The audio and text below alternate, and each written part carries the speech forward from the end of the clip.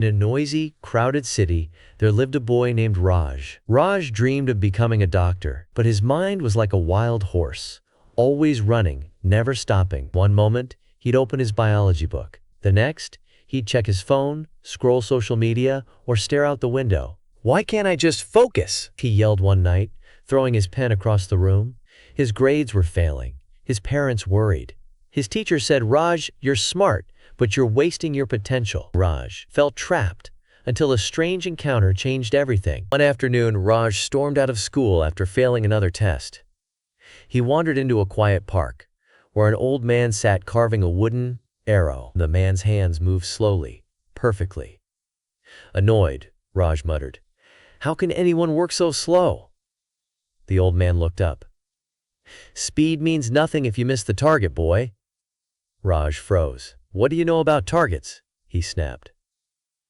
The old man smiled. "Sit. Let me show you." Reluctantly, Raj sat. The man pointed to a tree 50 meters away.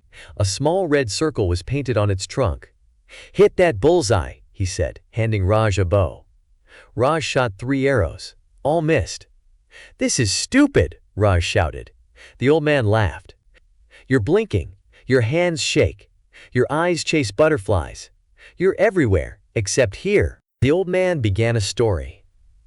Long ago, there was a warrior named Veer. Veer wanted to be the greatest archer in the kingdom. But in battle, his mind raced. What if I miss? What if the enemy attacks?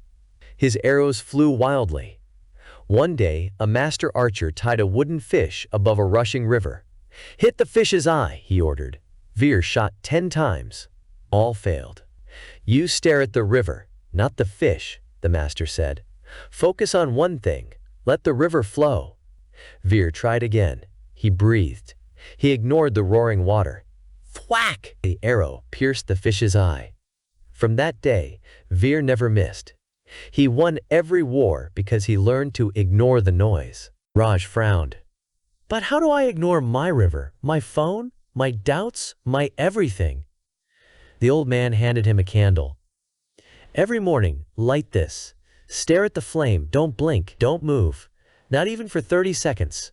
Train your eyes, your mind will follow." The next day, Raj tried. His eyes watered.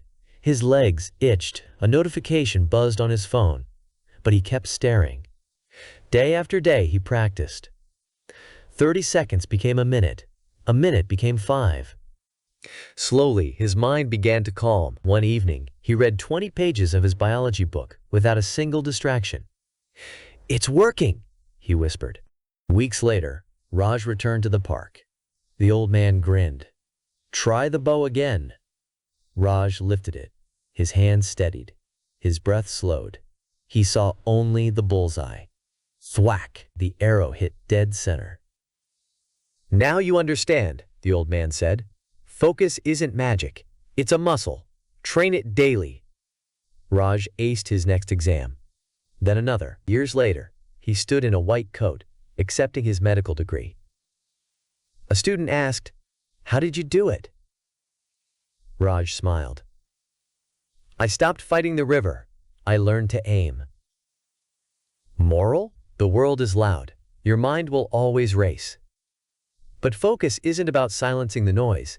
It's about choosing one target and letting everything else fade. Share this with someone drowning in distractions.